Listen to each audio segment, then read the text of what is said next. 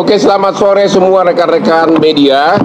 Hari ini kami tim Hotman 911 datang ke Cirebon dengan juga didampingi oleh langsung keluarga almarhumah Vina, yaitu Marliana di sini kakak kandung, hendak memberikan beberapa tanggapan atas perkembangan akhir-akhir ini, ya. Yang pertama terkait dengan permohonan PK dari Saka Tata, ya, di mana tidak ada novum, novum itu artinya adalah bukti yang sudah ada sebelum perkara dimulai tapi tidak ditemukan, itu arti novum. Assalamualaikum warahmatullahi wabarakatuh. Selamat datang dan selamat berjumpa kembali di channel Kreatif Studio Family. Pada kesempatan kali ini saya mau berbagi informasi yang mana itu Rudiana bertemu dengan Hotman Paris, ya. Jadi pertemuan itu Rudiana itu sama Hotman Paris, di situ ada tanya jawab, ya. Ada itu Rudiana itu ditanyakan oleh Hotman Paris dengan beberapa pertanyaan. Yuk, seperti apa keseruannya? Langsung saja menuju ke videonya. Let's go.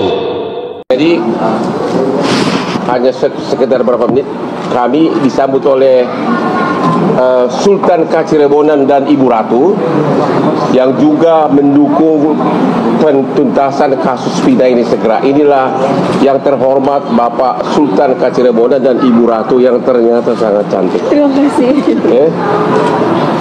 Mau foto kegantengan gue juga silahkan.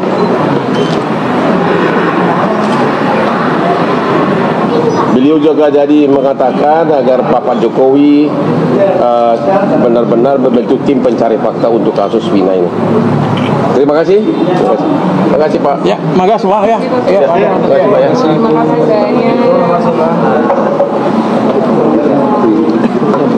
Nggak apa-apa di samping situ, taruh di samping. Kan kubu berbeda. Mana nih? Mana?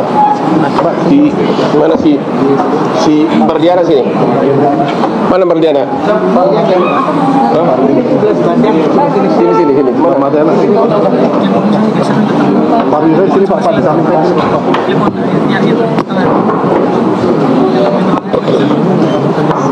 Siapa di sini? Mana Intan? Ayo lah. Ada ya?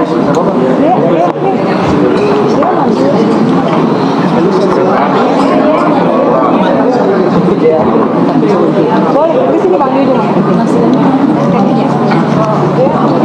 Oke, selamat sore semua rekan-rekan media. Hari ini kami tim Hotman 911 datang ke Cirebon dengan juga didampingi oleh langsung keluarga almarhumah Vina, yaitu Marliana di sini kakak kandung, hendak memberikan beberapa tanggapan atas perkembangan akhir-akhir ini, ya. Yang pertama terkait dengan permohonan PK dari Saka Tata, ya, di mana tidak ada novum, novum itu artinya adalah bukti yang sudah ada sebelum perkara dimulai tapi tidak ditemukan, itu arti novum. Bukti yang sudah ada tapi tidak ditemukan sebelum perkara dimulai sehingga tidak sempat diajukan zaman dulu, itu arti novum. Kalau foto yang diajukan itu yang disebutkan novum sudah diajukan sebagai bukti dalam perkara, berarti bukan novum. Kalau tidak ada novum berarti tidak ada PK, tidak ada dasar untuk PK. Jadi dasar masuknya udah tidak ada. Kalau pendapat media itu nggak ada artinya apa-apa, itu bukan bukti alasan PK. Sekali lagi, satu-satunya alasan PK mereka itu adalah novum. Novum artinya bukti yang sudah ada sebelum perkara diajukan ke pengadilan tapi tidak ditemukan sehingga tidak dijadikan barang bukti, itu arti novum. Kalau bukti itu sudah diajukan sebagai bukti, maka itu bukan novum dan oleh karenanya PK harus ditolak. Yang kedua, mereka mendalilkan ada itulah foto dari almarhum marhumah Vina sama Eki, di mana disebutkan karena tidak ada luka-luka, artinya mulus gitu loh ya. Oleh mereka menganggap itu adalah merupakan bukti korban kecelakaan. Itu salah total. Justru kalau korban kecelakaan harusnya ya, kalau sampai meninggal keseret, lalu keseret jalanan, ketimpa, pasti kan harus hancur dong kulitnya ini. Tapi kalau ini saya tonjok begini, sebagai sesuai dengan kata visum ini, saya tekan ini pakai benda ke dalamnya ini ya, tentu kan ini nggak luka-luka, tapi visum ini menyatakan patah tulang di mana-mana, patah tulang di beberapa bagian. Sama kalau ini saya hujat, ini kan ada bambu ya, samurai bambu. Kalau tusuk begini, tentu ini nggak kena, semua bersih. Itu mah buktinya bahwa memang itu bukan kecelakaan ya, karena kalau kecelakaan sampai meninggal, ini pasti sudah kebabat habis sama hancur. Jalanan aspal hancur atau ketabrak. Ini malah enggak. Jadi logika kuasa hukum mereka yang mengatakan gara-gara foto di mayat itu mulus, maka itu adalah kecelakaan, bukan penganiayaan. Yang kedua, mereka mengatakan ada luka baut dari motor kena ke badan mereka. Ya namanya udah digebuk begini, jatuh ya bisa kena lah sama bautnya. Jadi lagi-lagi patah itu dalil tersebut ya. Kemudian hari ini katanya siapa itu? Bukan, yang saksinya itu yang ditolak. Yang ditolak siapa? KM apa? Jadi Mulyadi, aku juga bingung itu orang ya. Kok ngapain dia maju ke persidangan? Dia kan bukan saksi. Sudah cukup lah, dia udah populer, mudah-mudahan cepat terpilih nanti. Siapa calon apa? Nah, udah cukup lah kampanye, udah cukup lah mas ya. Udah selesai lah itu, janganlah terus-terusan itu berlanjut terus ya. Anda tidak memenuhi syarat sebagai saksi kok ya. Oke, kalau kalah populer, Anda masih kalah sama gua populernya, oke? Mengenai Dede pasti bukan, Dede itu pasti pintar, kuasa hukumnya juga pintar. Kalau Dede sampai datang ke pengadilan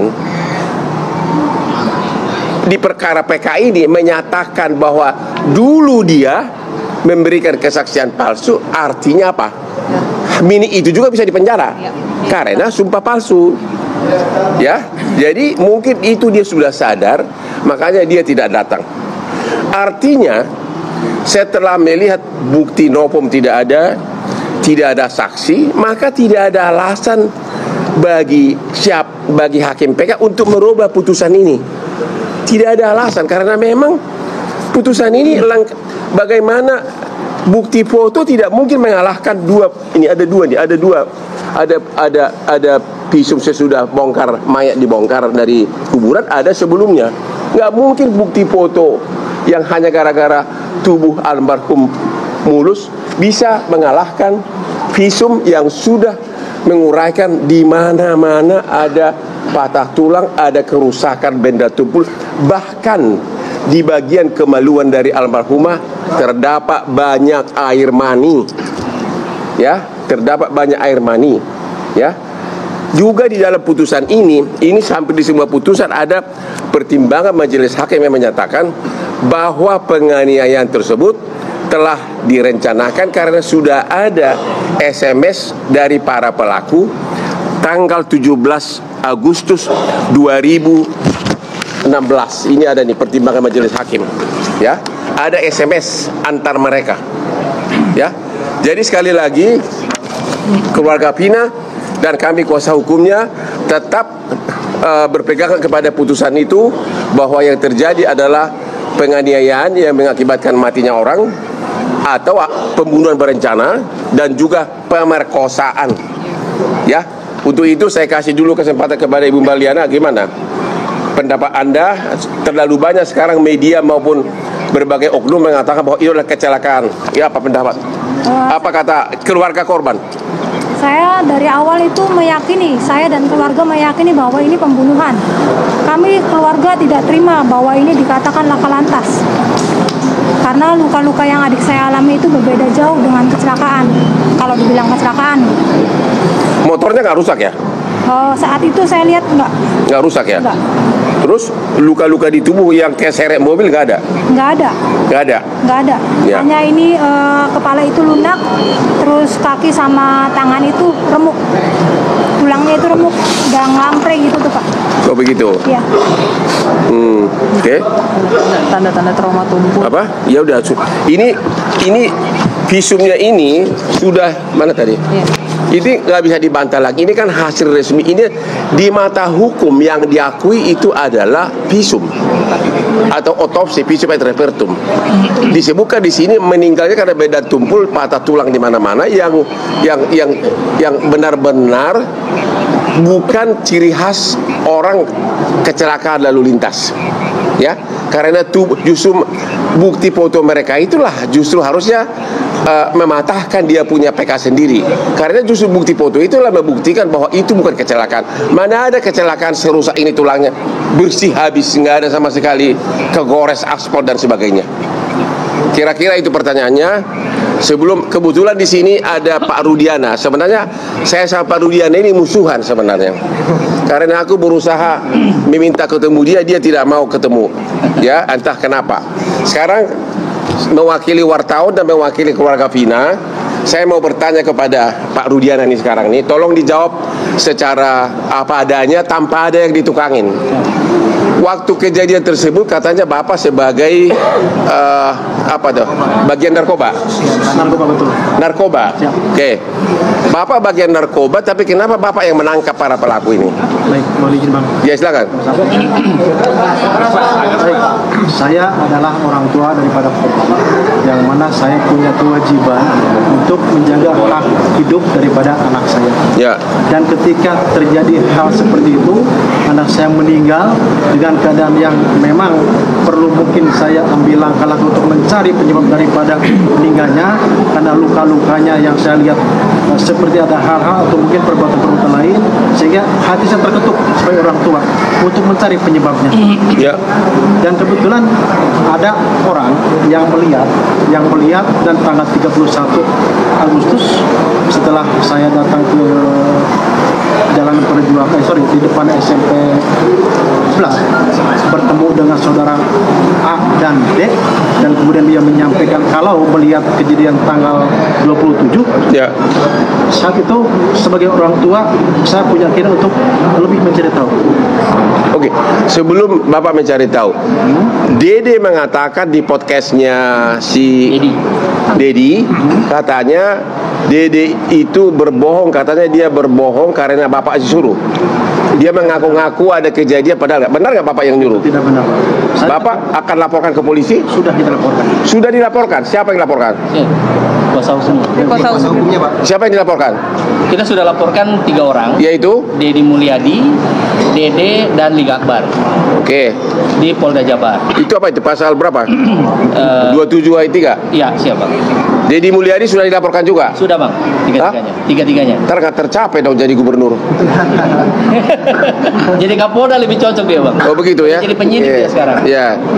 Sudah dilaporkan. Oke. Jadi tidak benar Dede, Tidak benar Pak. Bapak yang nyuruh berbohong. Tidak benar. Oke. Pertanyaan berikutnya. Sesudah Anda mulai lakukan pemeriksaan, yang bikin BAP siapa? Yang bikin penyidik reskrim Pak. Saya cuma pelapor ketika sudah menggali dokter belum 15 menit dan mereka mengakuin, kita serahkan ke reskrim yang melakukan pemeriksaan. Oke. Itu kejadiannya malam-malam. Kenapa di BAP bisa begitu jelas para pelaku mengingat motornya merek apa, siapa bonceng siapa? Itu kan udah malam-malam. Kok bisa? Apakah itu rekayasa nggak BAP-nya? Kok bisa? Ada ditulis di BAP ini, si ini bonceng si ini, merek mobilnya ini. Yang ada malah mengatakan, ada malah pelaku mengatakan di BAP, aku duluan yang perawanin. Iya. Ada lagi yang mengatakan, maaf, air maninya ketumpah di paha. Kok bisa sampai sedetail itu? Itu direkayasa atau memang begitu pengakuan para korban? Kalau saya sendiri sebagai pelapor tidak ada rekayasa, Bang. Ya. Pada saat kami menggali informasi dari para terpidana, itulah yang harus dituangkan di LP dan berita acara. Kemudian penyidik reskrim melakukan pengembangan terhadap para terpidana tersebut yang dituangkan di berita acara. Maksud saya, apa mereka waktu itu dalam keadaan mabuk pelaku itu? Tidak. Mereka sehat. Lu gua batu gara-gara lu ah. Maksud saya gini Pak, Ini Pak, kok bisa di BAP dijelaskan si A membonceng si B, ya para pelaku ya, merek motornya apa, Nio. yang merkosa duluan siapa, bahkan ada pelaku itu mengatakan aku yang merawanin duluan gitu loh. Itu ada di BAP segitu rincinya gitu loh. Kok tiba-tiba sekarang 3 dari nama itu fiktif katanya. Soal nama fiktif gimana itu Pak? Bapak yakin nggak bahwa itu Peggy yang ditangkap adalah Peggy yang kemarin? Keyakinan tentunya di penyidik, Bang ya. Bapak sendiri pribadi? Ini Kan Egy sama Dede kan ngadu ke Bapak kan? Jadi menurut Bapak gimana? Peggy sama Dede. Bukan. Dede. Aib, Sehat. Aib sama Dede kan sumber dari Bapak. Betul. Pertanyaannya ada 3 nih. Yang apa? Fiksi apa namanya? Fiktif. Yaitu ya apa? Andi sama Dani. Ya terutama Peggy dulu. Menurut Bapak itu Peggy yang kemarin dia di peradilan atau bukan? Bicara keyakinan, karena yang saya tahu hanya nama-nama yang disebut para terpidana. Disebutkan. Disebutkan terpidana. Kemudian terpidana tersebut dilakukan pengembangan proses sama penyidik. Ya. Mungkin penyidik yang menjelaskan. Oh begitu. Kalau yang 2 lagi fiksi itu nggak tahu juga Pak. Saya tidak. Nggak tahu ya. Ada pertanyaan kamu ke biar puas lah, biar kita nanti gue lu jangan tuduh gue ya disogok Pak Rudiana lagi ya. Kemarin gue dituduh disogok gubernur apa tuh, bupati apa? Bupati Cirebon. Bupati Cirebon. Bukan dong, kamu tuh Yang mana yang Indramayu? yang dibilang 7 miliar. Iya, bukan Bupati Cirebon ya? Bupati Cirebon. Yang nuduh gue nyogok, gue lebih kaya dari bupatinya, oke? Jadi nggak mungkin gue disogok. Apa? Apa? Apa? Ya justru makanya ini saya mau tanya, nama 3 DPO itu nama dari siapa? Nama 3 DPO kita dapat pada saat kita gali keterangan daripada terpidana ini. Muncullah nama-nama.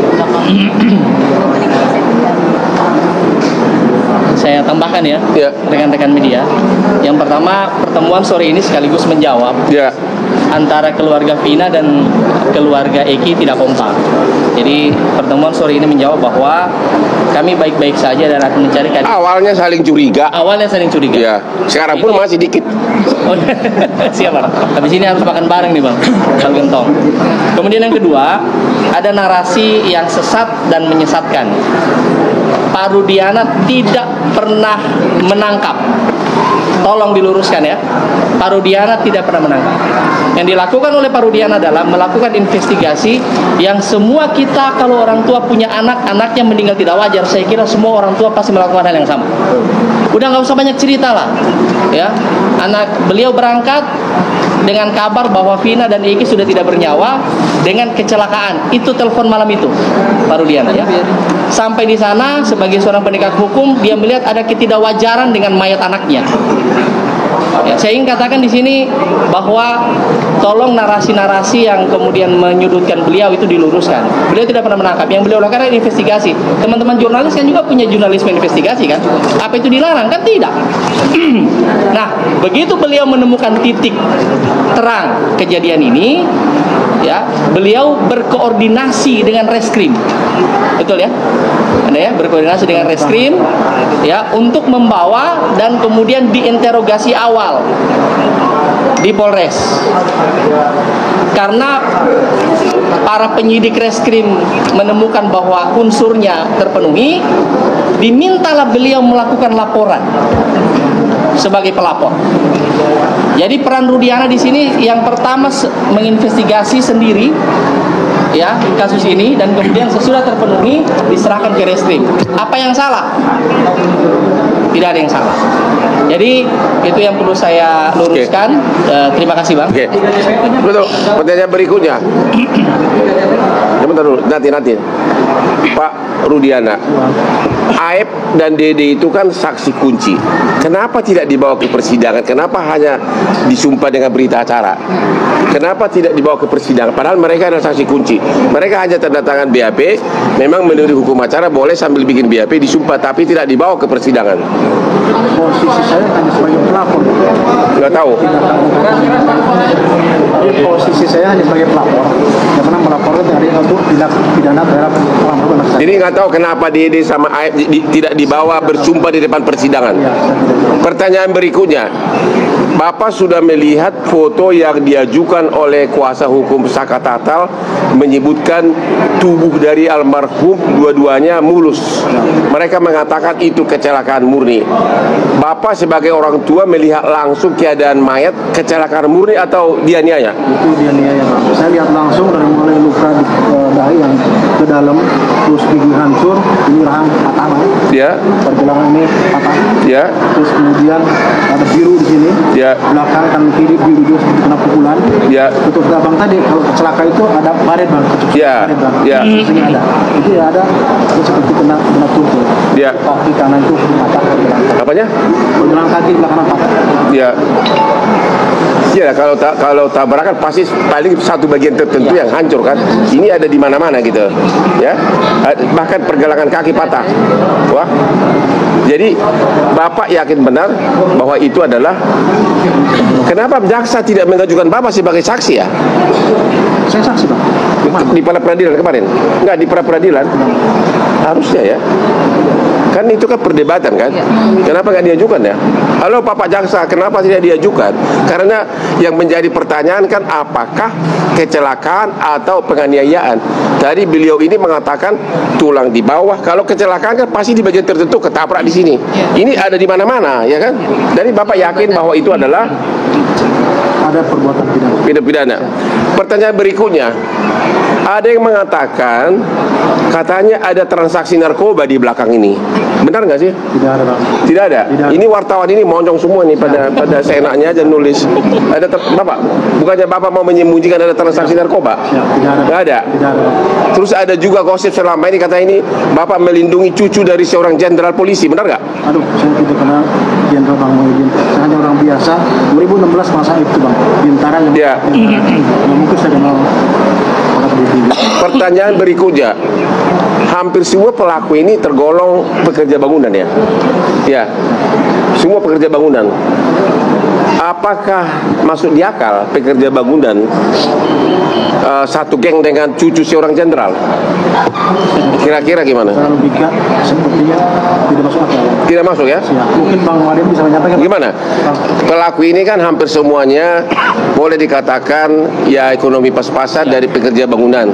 Apakah selama ini kan media-media ini mengatakan melindungi cucu jenderal? Masuk di akal nggak cucu jenderal satu geng motor sama mereka? Tidak Bang. Kenapa tidak masuk di akal? Agak susah diterima itu Bang logikanya. Hah? Susah diterima logikanya Bang. Gitu ya? Iya. Apalagi emang cucu jenderal saat itu ada bertugas anaknya di Cirebon atau di mana? Itu Iya. dia yang kita. Ada nggak di situ cucu jenderal yang anaknya bertugas di situ? Di Cirebon? Saya tidak tahu. Nggak ada.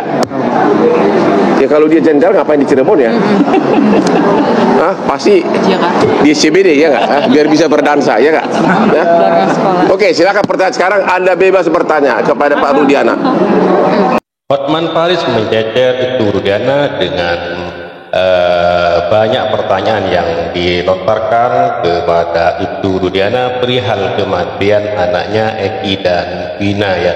Jadi Hotman bertanya semuanya awal mulai kecelakaan, mulai dari kesaksian-kesaksian, mulai dari munculnya nama-nama itu dan mulai dari ketiga DPO, yang satu pernah ditangkap yaitu Peggy Setiawan dan ada dua lagi yang dijadikan DPO dan ternyata dianggap tidak ada fiktif ya. Itu juga jadi pertanyaan dari Hotman Paris terhadap Rudiana, dan Rudiana itu mengatakan itu kewenangan penyidik, dia tidak tahu.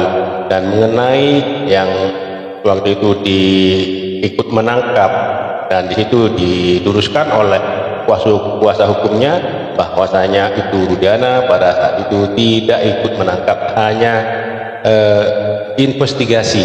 Setelah itu diserahkan. Jadi Rudiana itu hanya melaporkan, dan setelah itu yang memeriksa adalah penyidik dari reserse kriminal ya. Nah, jadi bukannya dari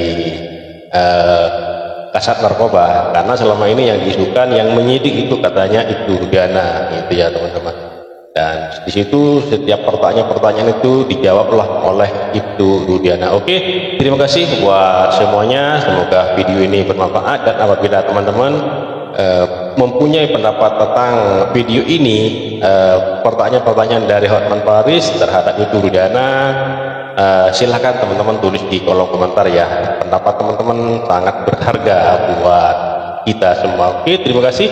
Sampai jumpa di video selanjutnya. Wassalamualaikum warahmatullahi wabarakatuh.